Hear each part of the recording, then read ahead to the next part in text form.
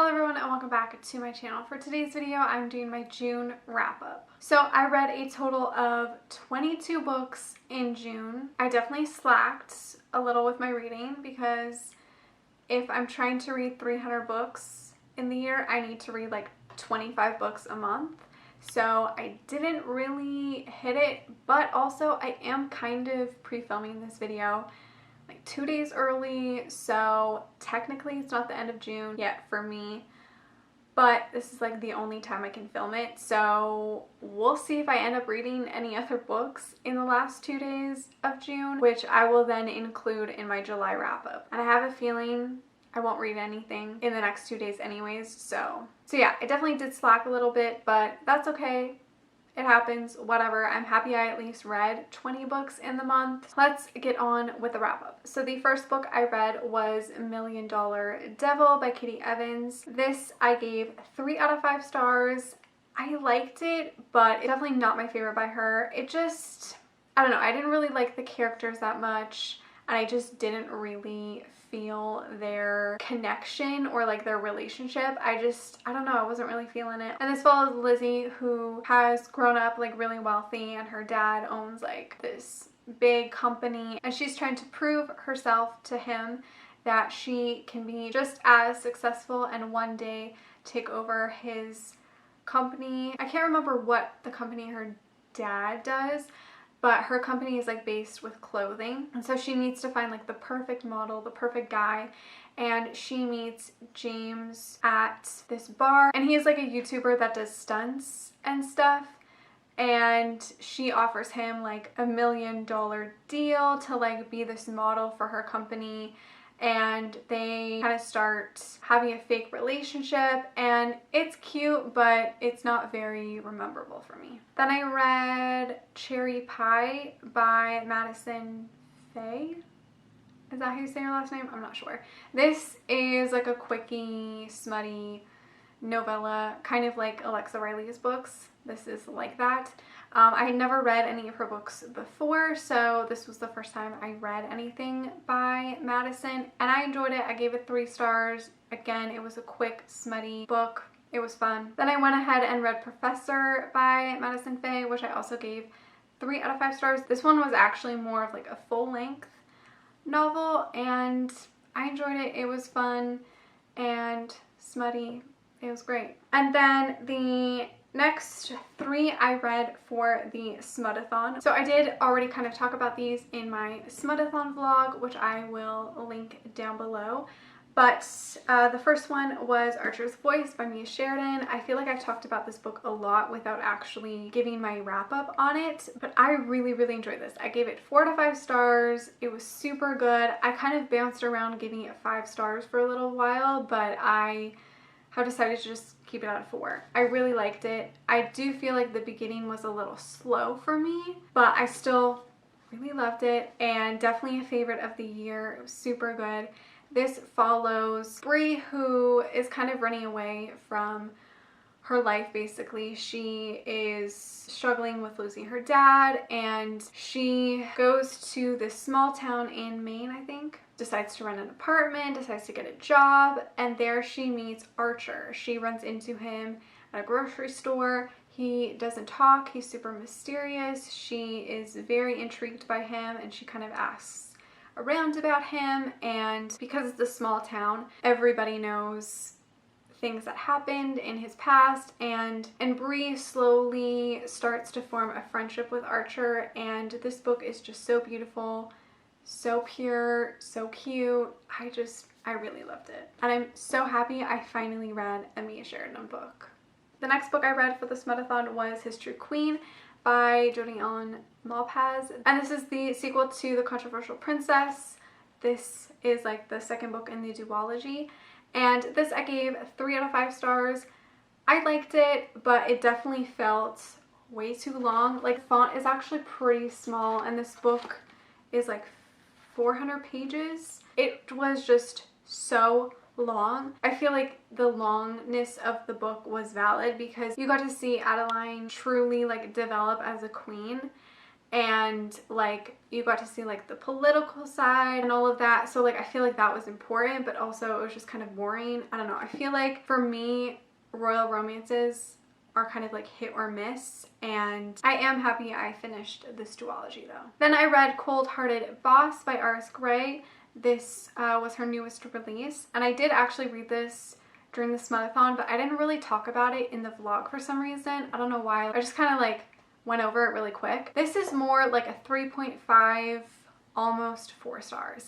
I liked it, but I do feel like it was nothing super special. It just felt like also like the end half was really rushed. So this follows Taylor and Ethan, who meet at a bar one night, and she attempts to like steal from him. A month later, they bump into each other because he is in charge of this huge construction thing happening in this town, and Taylor needs a job, so she pretends to be a guy so that she can work on the construction site. And Ethan recognizes her right away, but lets her like continue to play the part. I don't know, it felt like they hated each other so much for like no reason. And also it went from like them hating each other or like strongly disliking each other to like falling in love really quick and like them being together forever. There was a point in the book where it had a turnaround so fast, and I was like, whoa, this seems so weird. It was like they went from hating each other to like in love, planning a future. It felt like the ending was very, very rushed in that way.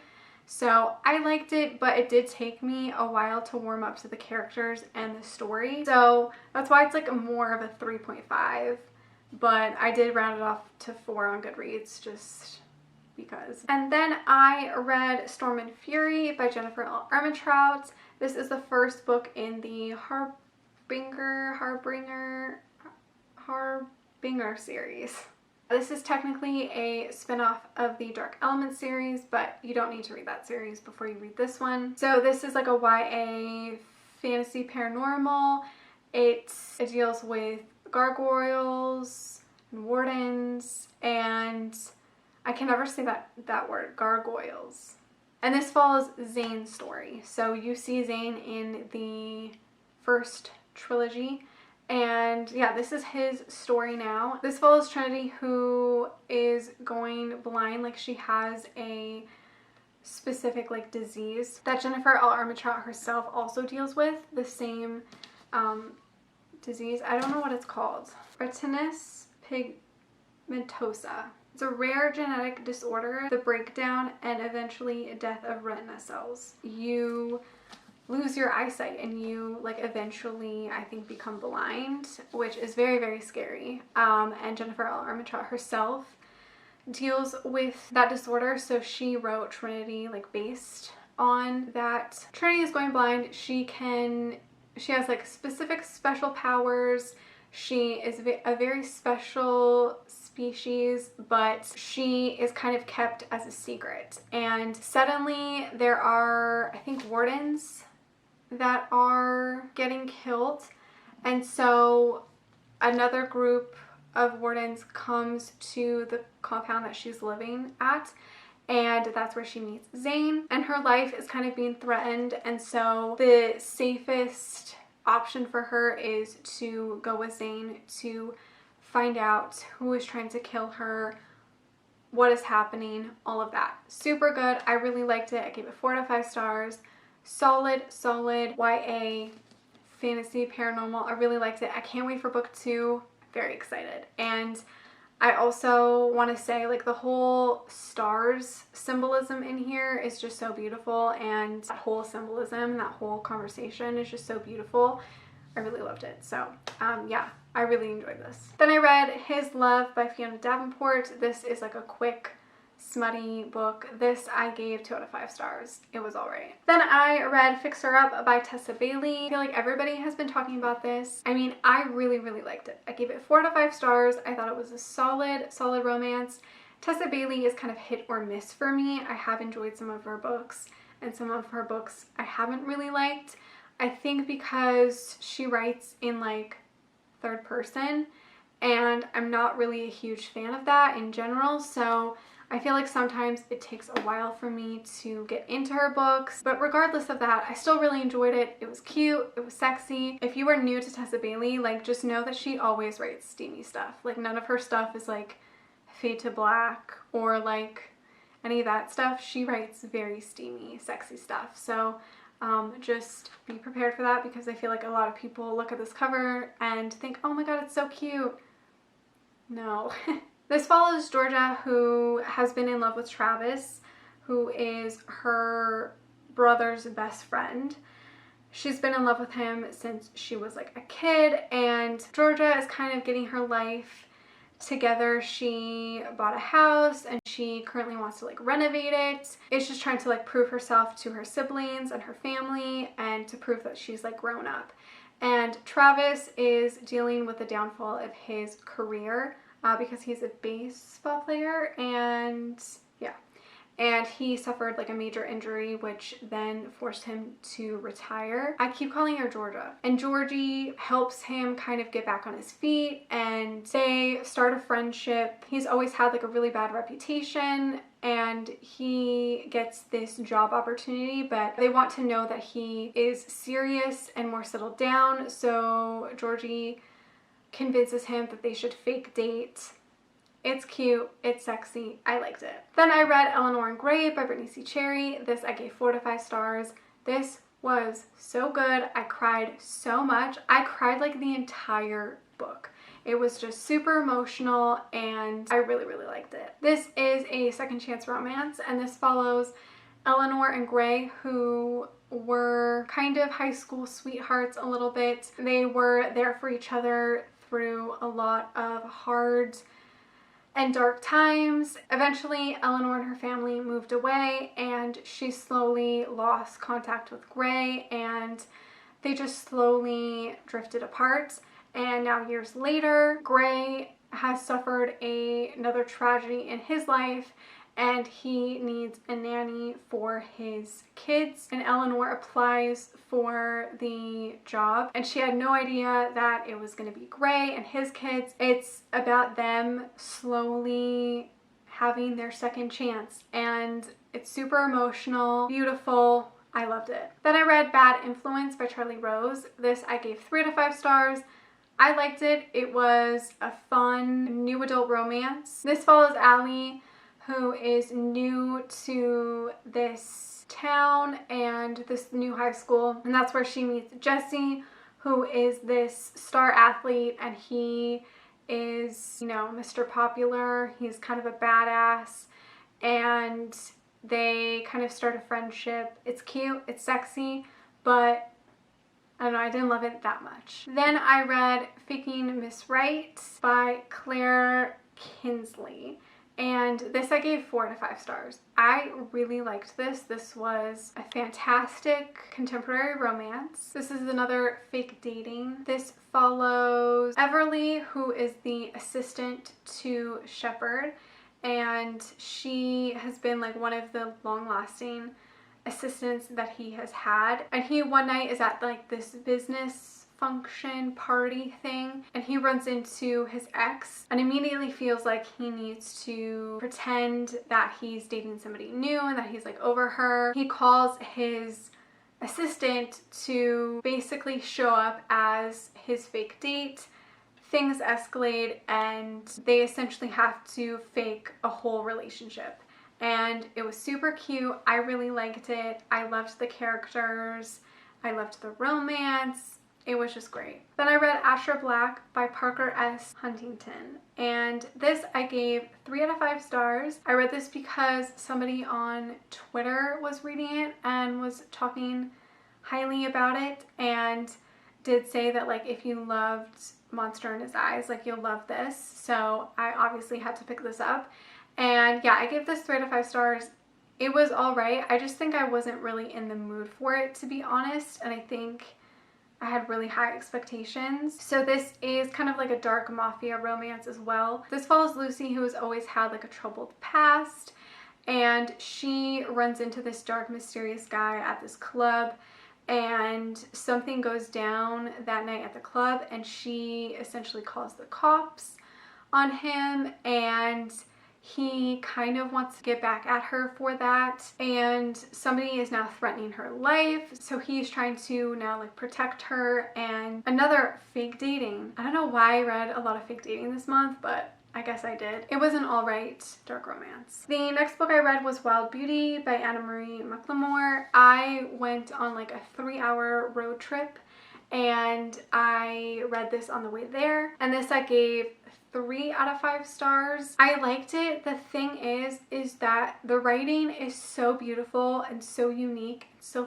flowery, that at one point, like, I was kind of getting tired of the writing style, and I was like, I just want to know what happens. There wasn't anything wrong with this book or anything I didn't like per se. It just, I don't know, nothing stood out to me. This is not like a memorable book for me. I liked the story, I liked the characters, I loved the writing, but it's just not a book that like sticks out to me. And I think I had really high hopes for this book because the cover is so pretty and because I've heard good things about it. This book was super beautiful and super unique, and just like the entire concept is just so, like, how does one person even think to like write something like this? Like, it's just, it blows my mind how creative authors can be. Anyways, it was beautiful, but not super rememberable for me. Then I read Kissing Galileo by Penny Reid. This is book 2 in the Dear Professor series, and this I gave 4 to 5 stars. I really liked it. Again, Penny Reid just writes so beautifully and wonderful, and her stance on like really important things is just so great. And I feel like this topic is not really talked about in romance novels, especially the deal with weight, and especially with men. I feel like I've seen it a little bit more with women, but not for men in romance. I haven't ever seen that. So that was really refreshing. So this follows Emily, who is kind of like a lingerie model. Basically, it's like a private thing where guests can come in and see the models modeling the lingerie. And that's where she bumps into Victor, who is actually her professor, and he's there and he sees her, but he doesn't recognize her. Then one day in class, like, he recognizes her and things kind of take off from there. I thought the whole conversation with weight and all of that was really great. And yeah, again, Penny Reid just hits really important topics very well. Then I read What We Do in the Night by Stylo Fantôme, which I gave 3 out of 5 stars. I enjoyed this, but it definitely felt too similar to the Kane trilogy, like the first book. It felt way too similar like that. It literally felt like the same characters, just sort of a different storyline a little bit. This follows Valentine, who works at a club where it's kind of like a fantasy club where basically you just spend like a night with a guy, and it's like, it doesn't have to be like anything sexual, it can just be like a charming night. And she meets Ari, who's like this mysterious, kind of powerful guy. They kind of spend more time together. He basically like charges her for an entire like week so that she's just dedicated to him, and they quickly fall in love, all of that. I liked it, but I felt too similar to her other books. Then I read The Friendzone by Abby Jimenez. This I gave 5 out of 5 stars. I absolutely loved this book.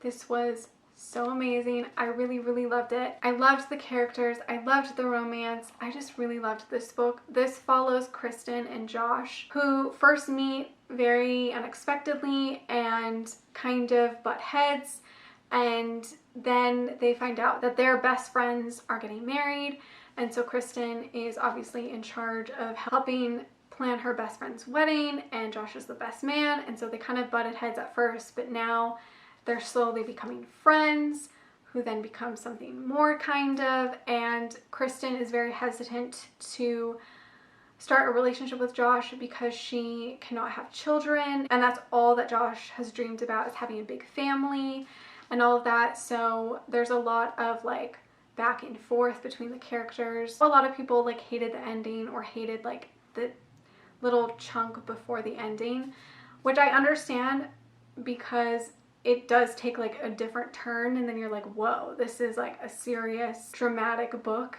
And I understand that it's definitely super sad at that point. I don't know, I loved this book, and I know a lot of people had issues specifically like with the actual ending, which I understand, especially for people who deal with infertility and all of that. So I understand, and I know that your opinion and your feelings on that is very valid, and I understand that. I don't know, but I really loved it. I love the characters and the romance, and just how Josh didn't give up on Kristen. I just absolutely love that. He was just so in love with her from like day one.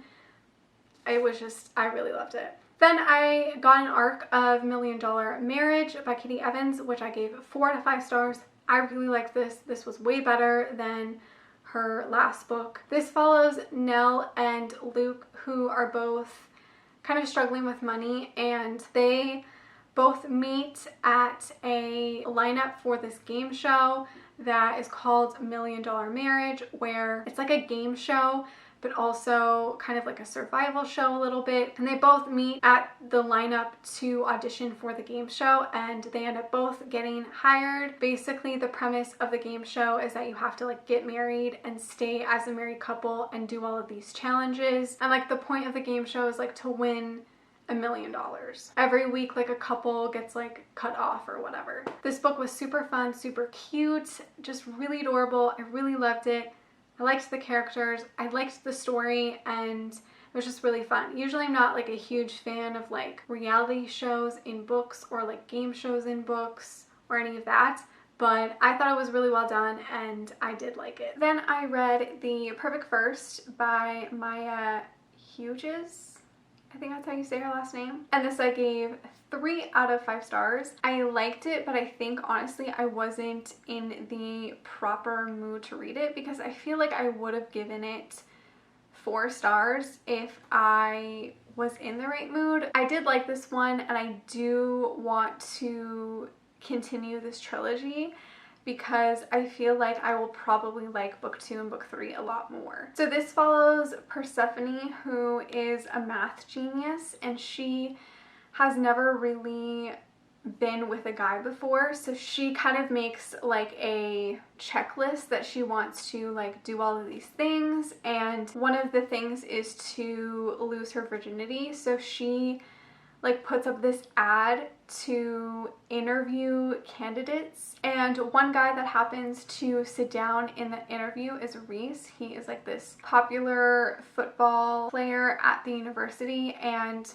he thinks that she is part of his PR team. Turns out that she's not, and they have like an awkward first encounter, and then they slowly become friends, who then become more. It is super cute, and I did like it, but I just don't think I was in the right mood to read it, so I feel like it was more a me problem than the book. Then I read Needing Forever Volume 1 by Terry Ann Browning. This is a spin-off of the Rocker series, so this actually follows 3 kids that are connected to Rocker characters. This book won't make sense to you at all if you haven't read the Rocker series. I feel like this book is dedicated to like the Rocker fans. I had no idea what this book actually was about or like who the characters were, but it's like there's 3 novellas in the one book. There are 3 different stories that follow 3 different characters and their love stories, so it's just really like 3 novellas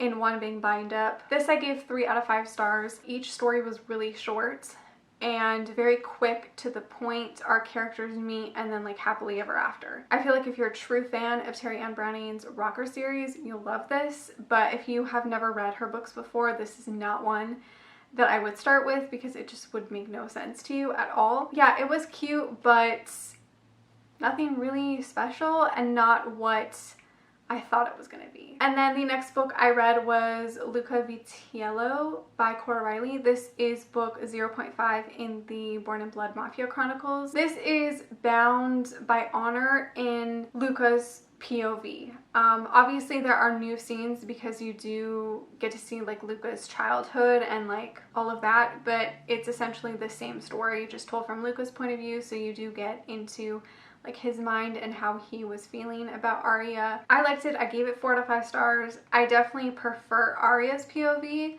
but it was nice to see what Luca was thinking and what was going on with him, and to see like his childhood through his eyes. I did like it, and I think if you are a big fan of the series, like, you should read this one. And then the last book I read was Superfan by Serena Bowen. This is technically book 3 in the Brooklyn series, but technically book 6 in the Brooklyn Bruiser series. It's kind of complicated because the first 3 books were published with Berkeley, and then the other 3 were like self-published, so it's kind of complicated, but I consider them like one big series because they do follow like the same characters and stuff. This follows Silas and his story. He is the goalie. I gave this 3 out of 5 stars. I liked it, but I didn't really feel that connected to the characters. The romance was okay. I thought it was pretty cute, and I did like Silas as a character. So this follows Silas, who met Delilah at I think it was a bar or restaurant that he worked at many years ago, and they kind of hit it off. So they were supposed to meet up one day, and he didn't show up, so they both kind of went their separate ways. They never tried to get back in contact with each other, and then he continued his hockey career. Now he's a professional hockey player, and she is a successful singer. Delilah ends up at a hockey game, and Silas makes contact with her through the internet. Things happen. It is super cute, and I did like Silas. I thought he was very swoon-worthy. I don't know, it just didn't totally do it for me. So those were all 22 books I read in June. Let me know how many books you guys read last month and which one was your favorite. Thank you so much for watching. Make sure to give this video a like, subscribe, follow me on all my other social media, and I will see you guys in my next one. Bye!